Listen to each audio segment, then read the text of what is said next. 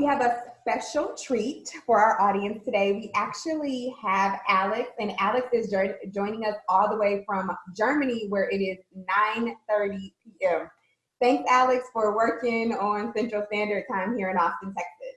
Alex, the first question I want to ask you is I'm going to completely let you introduce yourself. So please tell us a little bit about yourself and what you do. Sure. Well, thanks for having me, of course. Where do I start? I'm an ordinary guy, perhaps with not such an ordinary background. But I guess this is where I'm supposed to talk about my past. But personally, I'm someone who really likes to look forward. So it's not always easy for me to talk about. Let's talk about the future. No, but seriously, where should I start? What can I tell you? So why don't we, so Alex, for those of you who don't know him yet, is the founder of a co-working space in Germany called Shared. So let's start there. Let's talk about what you're doing right now. Yeah, okay. So I can give you a bit of a background, of course. So I'm from London. So if you hear the accent, I'm not German. I'm from England, and from specifically the capital city, London. So a very busy city, about 10 million people. So lots of vibrancy from my city. And I've been in Germany for about 5 years. In that time, lots of ups and downs, lots of learning. Parts that experiences that have definitely built character, and I'll tell you all about that. Okay. But at the moment, I'm someone who has many balls in the air. I'm juggling many things at the moment. But as you said, I'm the founder of a co-working space called Shared. That's in Hamburg, which is the second biggest city in Germany. About almost 2 million people. And that's a co-working space that I've had for coming up to 5 years now. So lots to talk about over there. I'm also a director of the European Co-working Assembly, which is really quite an important gathering, an organization in Europe, focused completely on co-working and its benefits. And of course, other than that, I'm consulting, and I'm a content producer. So doing loving podcasts right now and these kinds of interviews, but going around talking to people about work-life balance, the future of work, remote work, all those kinds of things. So that's what keeps me busy at the moment. So can you tell us what is co-working? Because from what I understand, it's more about just sharing space. What is it about, and how do you build a community around it? Okay, good question. First of all, I love that question, and actually, I'd never get tired of that because, as I said, I go to a lot of co-working conferences. I recently was the host and presenter for the European co-working conference, which was in Amsterdam in November. So that was about 700 people from people all across the continent, and it's the fourth one I've been to now, and still that question comes up at the European conference, which is the biggest conference in the world. What is co-working? And I would lead with people. Yeah, co-working is all about people. In a word, it's not about tables and chairs. It's not about a physical space, because those physical things can always limit you. Yeah, my space is about 4,000 square feet. So the US and the UK use feet. Where I am now, of course, they're using meters. So about 410 or so square meters. But and when I started, I was the second biggest space in the city. Sorry. When I started, I was the biggest space in the city, actually. So if you wanted to brag about space, which I didn't, but if you wanted to brag about being the biggest space, that would be your that would be what you were known for. But as soon as someone else opens that's bigger than you, you lose that title, right? And you're no longer the biggest space in town. So I don't think we need to be pinning our identities on those physical things, so we have, 50 places or 100 places or those things, because there could always be someone who could come and trump that or top that. So so I would avoid focusing on the physical things like tables and chairs, and really talk about those stories that people create. So to answer again and to underline the points, co-working is all about people and empowering people. So the 5 values of co-working, very much so, community, collaboration, accessibility, openness, and sustainability. Those all, how they relate to people, is what co-working is all about. Okay. So this wasn't a prep question, but since it's all about stories, do you have a story to tell us about how co-working has been beneficial to you, or a collaboration that was able to occur in Shared? Yeah, thanks. So over the years, and I think, again, the question even brings out the difference, and it lays the difference between it lays it in front of everyone listening, the difference between a co-working space and a business center. In co-working spaces, there will be many stories to tell, and positive stories, stories where there are opportunities to learn. So shared, yes. There have been many stories, both for me as someone who starts a co-working space and a co-working community, and a story, that is inspirational from a business standpoint. So, for example, I remember having a solo entrepreneur, a local lady who was looking for a workspace. She often worked from home, and at home she was work lonely. She could get work done, that was no problem, but she didn't always have anyone to talk to. She didn't have anyone to bounce ideas off. So sometimes she would have these ideas at home, and she would spend hours, if not days, finessing an idea until a friend would tell her, or her partner at the time would tell her, that actually that's not such a great idea because of A, B, and C. So, and that happens. I had the same thing when I was, writing the business plan for Shared at home here, actually. And I would have these ideas in the morning, and I'd be like, can't wait to tell someone. I'm calling my friends, they're not answering, waiting for my wife to come home. When she would come home, she would shoot it down instantly. And I would be like, of course it wouldn't work because of that. So, you need people around you to either to give you these pep talks, to keep you motivated, or even to shut down some of the ideas that, aren't your best. And that's part of the game. But so she really was looking for a place to kind of take her business to the next level. And I think she went to a few business centers, and the kind of business she was doing, she didn't feel comfortable in that setting. And many business centers, mention no names, they're not as cozy as some people need them to be. They're not as welcoming as some people need them to be. And there are some groups that need that, especially solo entrepreneurs.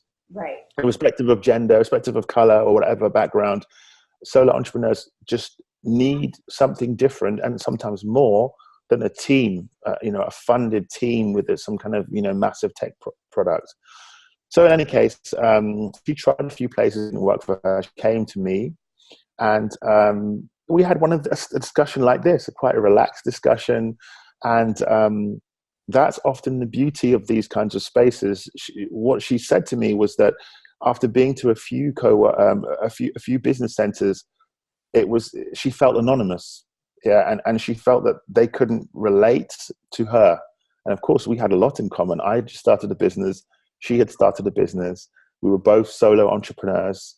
And so she joined. And we would have lots of discussions, because in the beginning, it was really it weren't many people that shared. So I had plenty of time, all the time, to speak to her about what I had learned, and kind of other people I could introduce her to. So, we were both thankful for how things were going. It went very well for her, and within a few months, she hired her first employee, and I think about a year or year and a half later, she had about 15 people working there. Wow. So it was a logistics company. Of quite a male-dominated industry, but she was doing fantastic business. So, kind of to cut a long story short, she achieved a great deal at Shared. And she's at the moment one of the fastest growing logistics companies, independent logistics companies in the city. So doing great business, and during that time and during that growth, she partnered with some other people who were at Shared. So when it came time to up her website, website game, there were some other people, some programmers and developers at Shared who did the site for her. We had some journalists who were doing their stories and stuff at Shared, so she was able to build relationships with them, and they would kind of write stories and do interviews with her. So really, the community element played a part.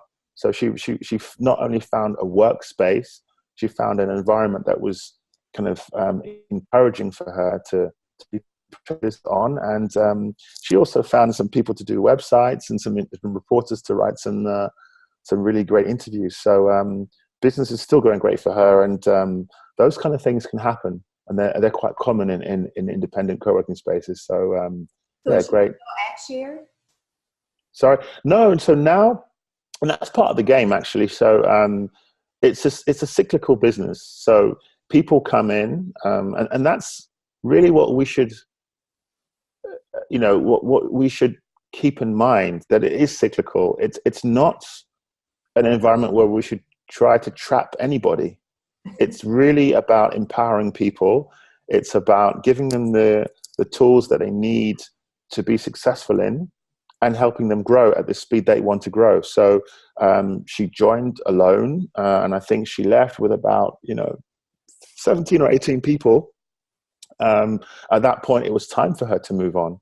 And that's happened a few times, and that's great. Of course, I'd love people to stay, but I'm very aware that business is a journey, and at some journeys you're meant to stay for years, and others, the best thing to do is sometimes to move to make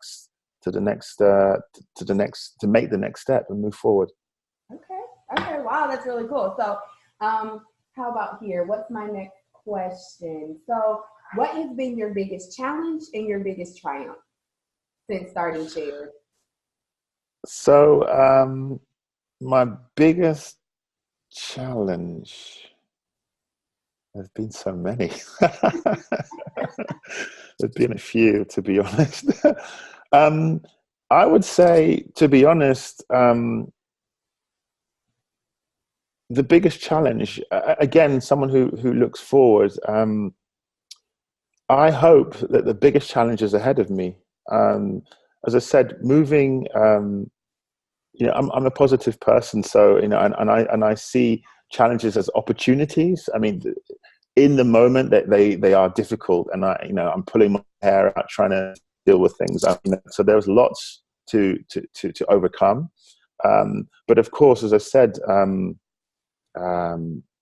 let's see, moving from my comfort zone, moving from a place that I know very well, London, that was certainly a challenge. It's not easy to leave a place that you know and you're comfortable with, but I always knew that I am an ambitious person. I knew that from an early age, that I have ambition.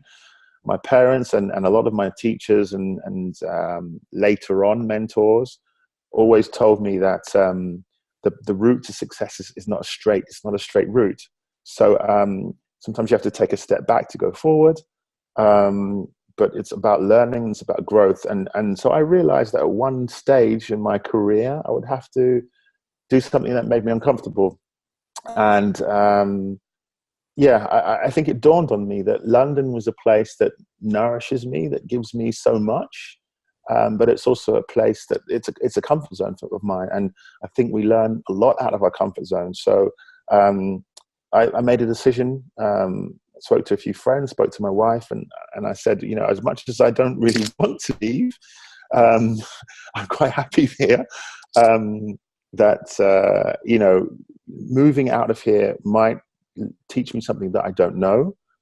So yeah, I was hungry for this kind of learning opportunities and opportunities to kind of meet new people. So at the same time, my wife is really not into kind of startups and entrepreneurship. She's very much a corporate type. Right. And she was like, well, she said to me, Alex, the deal. She is on the trajectory to be kind of a CEO, or at least, a board, depending on the role she wants, board level at kind of consumer, fast moving consumer goods companies. So, like a Unilever or a Mars or a PepsiCo or a Coca-Cola, those kind of brands. And for to get to that level, you need different country experience. You need to have led different markets, different cultures and stuff. So she, I England for a few years. She'd had to move on.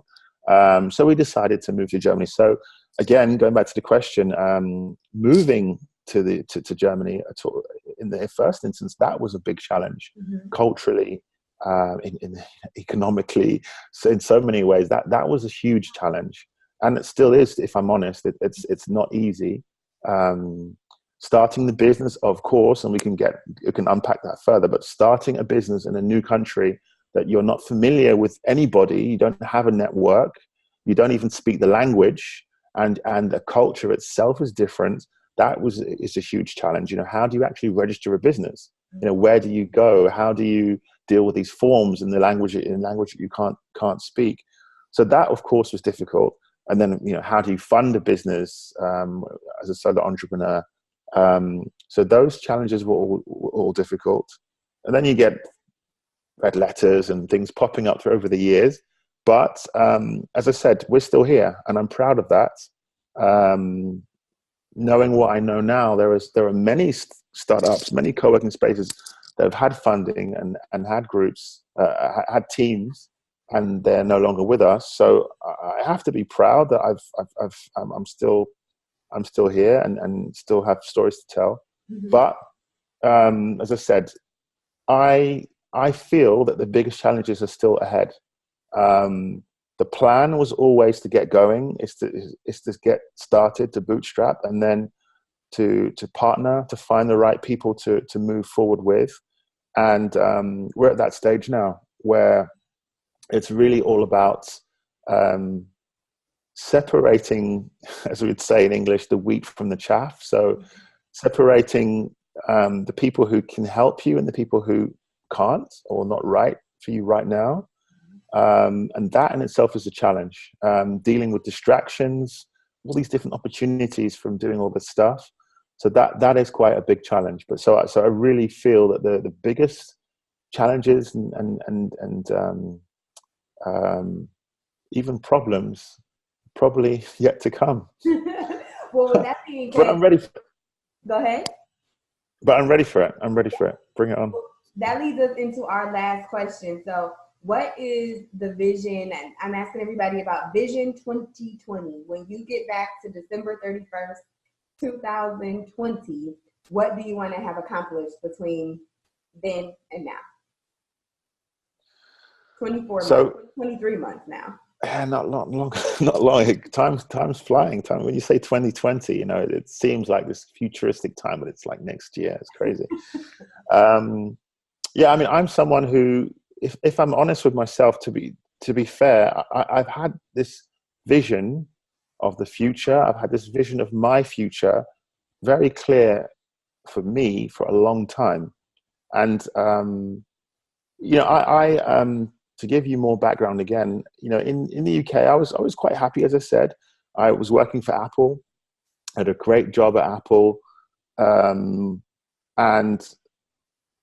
when I moved to Germany, I was moving really under the impression that I would be able to continue my work with Apple. And it was clear during the moving process that wouldn't be possible. As I said, the culture was different. the kind of work that I was doing, and my mentality, my spirit, my vision, it's not so applicable to the work culture here. It's different. So it wasn't possible to move. And so in moving, I didn't have a job. And my background is very diverse, in every kind of way, very diverse. And I think in some cultures it's valued more than others. Definitely in the US. And I often get calls from very random people and companies with opportunities. So it's because of the diverse background I have. But I know in other countries, they see diversity in a different way, and they really value people who sort of study one thing, intern in one thing, work in that same track, and stick in that single track. And you know, yeah, and of course, you know, the history of Germany, a very fantastic one in rights. But there is this kind of tradition of focusing very early, specializing very early, and staying with that. It's not uncommon to meet people who have been in a job for 10, 20, 30, 40 years, and never change. And that's just not me. I have so much to offer from different industries. But my vision of my future has been clear for a long time. So when I didn't have a job and I couldn't get one, I really started to think, okay, well, I'm not going to find a job. 9 months I was looking for my next step in my career. And I thought, okay, well, it's not going to happen. Because before Apple, I worked in recruitment for a number of years. And I knew some cultures, some countries, it's difficult for internationals to find roles, especially with a diverse background. So I looked at my passions. I looked at my experience: tech, recruitment, marketing, sports, retail, very, 3 or 4 or 5 different directions. But I looked at how they intersect, how they support each other, and I looked at the commonalities between those things, and I realized that there is a red line, a red thread through all of those things.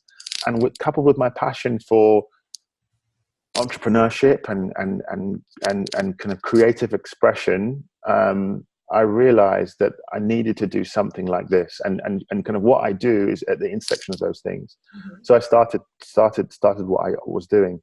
But my vision of my future is as clear then as it is today. So my goals for 2020. I have many goals. That's the answer. I have many goals, but they are all part of my overall vision. But certainly, stronger relationships is what I expect to have, and I kind of have my own metrics for that. But stronger relationships, more responsibility. I want to take on more and do more for other people. Better products and services. I want shared. And what shared develops into to be a better product for the people we serve. And those things all feed into my vision, which is just happier people, more fulfilled for what they do in my community. I'm kind of a community person, and I want people in my community to be more fulfilled by what they do and get more value out of what they do, so they can do the same for others and just have this kind of knock-on effect. Yeah, that's okay. My goal for 2019 is connection. One word. So yeah, trying to create more true connections with people, not just to be LinkedIn, but to actually get to know what people are. And I call it my board of directors. And so and serving on other people's board of directors. And so knowing that when I have a question about coworking and community building, that Alex from Germany is the one that I ask that question to. And then also being able to provide that same expertise from my background to other people, because I feel that when you provide something of value to people, you really do have more meaningful relationships. And with social media, you know, I'm not on Instagram. I am probably one of the only people in the world that's not on Instagram. I set up a business account, but I'm not on Instagram. And people don't understand because I have like a list of 10 of my favorite people that I will send pictures to. And they're like, you know, there's something for that. And it's called Instagram. And I'm like, no, here's the thing. I don't want to watch other people's lives from my phone. If you are important enough for me to know what's going on in your life, then we're going to communicate regularly with each other, right? I don't need a lot of loose relationships. And so when I got engaged, I had people that got mad because I didn't post it on social media. I literally called people one at a time, and I told them, so it took me several days. And so people were angry because everybody wants to know things instantly, but I want you to know things in a meaningful way, not just to know them on the surface, you know? And so I'm trying to add that to my entire life, my personal life and my professional life, because I think that at the end of the day, it helps you to grow, it helps you to be a better person. And not that you do it for the benefit that comes from it, but when you are a better person, when you give more, you get more. It's just, and what you get more than anything is more fulfillment. You feel better about yourself and the person that you are. So. For sure. And I think that goes back to, you know, we touched on community and its importance. I think that's one of the things we were speaking about before we recorded about, you know, community, and it is so important. And I think, you know, Instagram, for example, or social media, they're the building blocks of community, and they really try to use community to go forward. But these things should highlight to people how important authentic community is. So yes, many people are following thousands of people, and I do as well. I have 2 accounts now. I made another one, actually. I made another one on the weekend, and it's probably deep down, I realize that sometimes when you build out too much and too far, that the quality is compromised. So when the quantity is too high, when you follow too many people, you miss the things that you really want to see. Wow. You know, and if you're following, you know, 3,000 celebrities, because of the way the algorithm works, you're going to miss, you know, the pictures of your friends that you actually want to see, or you wanted to see, or actually you do want to see deep down, but you can get caught up in this. Right. So for me, like you said, building community is really important. And community, I feel, is like a structure that supports and nourishes and feeds people. And when you nourish and feed people, they grow. You know, I have 3 kids, and I'm very aware that when you nourish people and you give them love and attention, they grow personally. And that's the same, I think, for all of us, whether it be, you know, as children or adults with a business. When you're in a community of people that care about you and nourish you, and input and give you value, that is often when growth happens. And I know that from a business perspective, but also going back to my background, where I'm from is a very, it's such an important place, like for me personally, in my city and where I'm from in London. And historically, West London was one of the first places, well, it happened twice. It was one of the first places where true racial diversity happened. One of the first places in the world. It happened a long time ago. You know, I think recent, you know, media will have you believe that black and white people, for example, only started living together, you know, in living memory, you know, but that just isn't true. There were a whole bunch of black people hundreds of years ago in London living in, you know, peace and harmony. But more recently, after the Second World War, in West London, a lot of Jamaicans especially left the Caribbean to come to the UK, of course, of colonial ties, but they had a sense of a tie to the UK because of colonialism, of course, but they had a sense, a tie to the UK. And a lot of Jamaicans came to London, especially, and West London was a part of London where they first arrived in, and they came to the UK. And when they arrived in London at that time, in the 40s and 50s, they were greeted and met by Irish people who were persecuted by English people at the time. At the time, English people looked down on Irish people, and they would, there were derogatory names, and there were signs, no blacks, no Irish, no dogs, all these kind of things. I don't know if you had those kind of things in America, but certainly at the time, Irish people were persecuted in England, and they were living kind of in West London. And when the Jamaicans came, they realized that, and let me tell you, if you're not aware, Jamaica was a very, it was a wonderful, and it is still, it was a fully functional, prosperous country. Yeah. It wasn't any kind of ghetto. It wasn't dangerous. There were doctors and lawyers and scientists, and it was a paradise.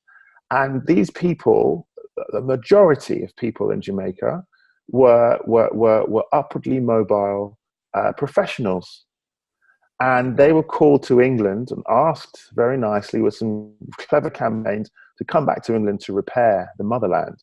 Right. So they, for example, my grandparents and some of their friends, engineers, doctors, lawyers, put down their, briefcases and left their clients to roll up their sleeves and to go back to the UK for some reason.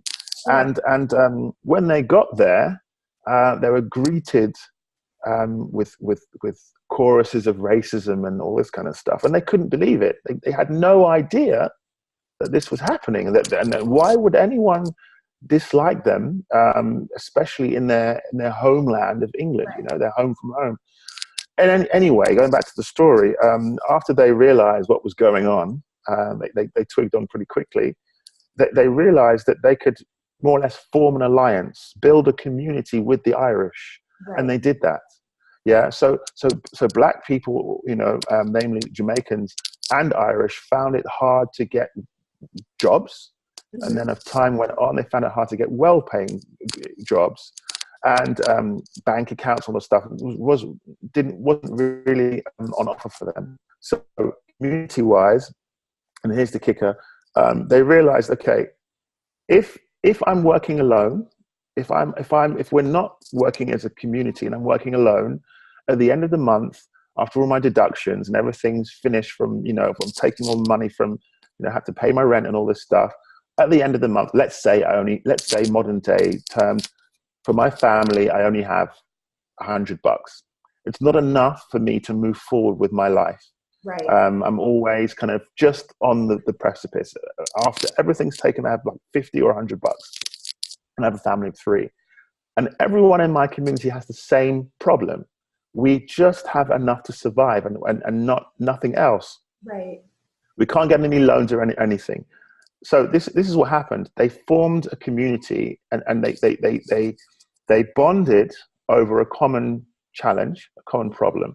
They said, listen, if I have $100, it's not enough to buy my kids this and take my wife out here and save for the future. But if the 10 of us put our 100 together, and this month I keep the whole pot, this month I can treat my wife. This month I can take the kids here and do that and put some away.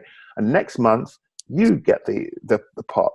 And if we work together as a community, we don't need loans. We don't need banks. We don't need all of these structures that they're not letting us into.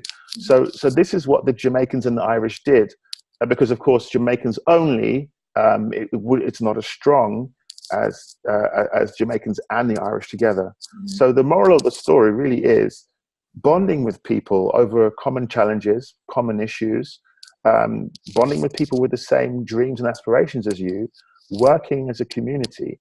You can really overcome a lot of challenges. So I'm from a place that we know that history, so even still now, it's very much, it's very diverse, but you know the history of West London. You know that it was, you know, that it is what it is because of the union of black and whites, blacks and whites, the union of Irish and Jamaicans together.